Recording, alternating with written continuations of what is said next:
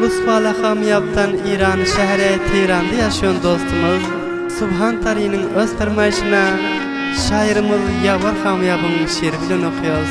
Eşitip, lizzet alın, sağ olun, sağlıkta yaşayın.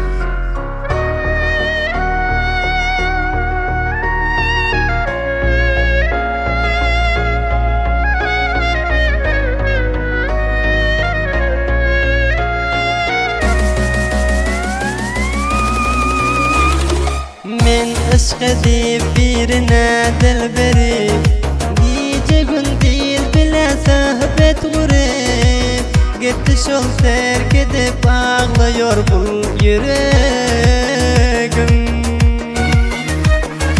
Gözüme görünür şon gözleri, hiç zaman ayrılmam diyen sözleri, yalan vadeleri dağılıyor bu yüreğim.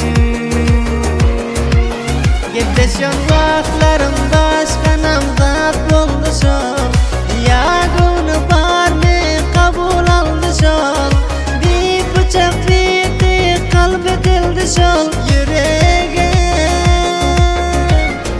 Şondan duran zaman son göçüp soyup oldu, bu belek geltişi ayra saldı, şonu halam izler gamda kaldı yüreğim.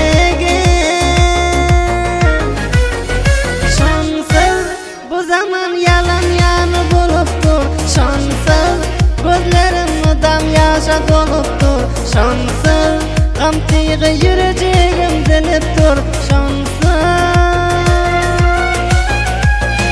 Mensiz dünyada zindagi etcek dalti, mensiz şonun bir lahdati ötcek dalti, mensiz gepleşmese dana atcak dalti, mensiz.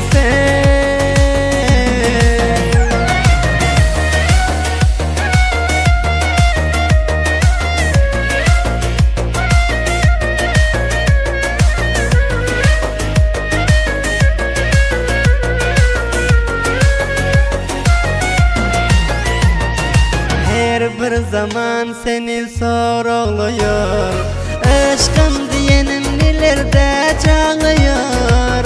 Ben için gece gündüz her zaman ağlıyor yüreğim.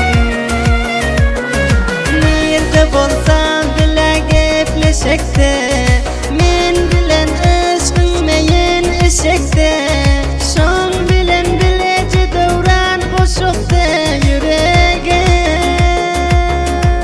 Subhan Tari'ni düşürmez hiçbir şol yadını, Yavvar Hamyab yaz şonun adını, bir kükürt bir çöp yanıyor oduna yüreğim.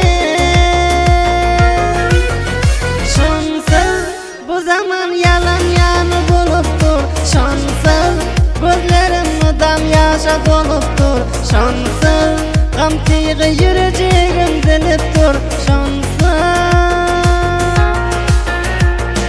Mensiz dünyada zindagi etcek dalti, mensiz şonun bir lahdati ötcek dalti, mensiz gepleşmese dana atcak dalti, mensiz.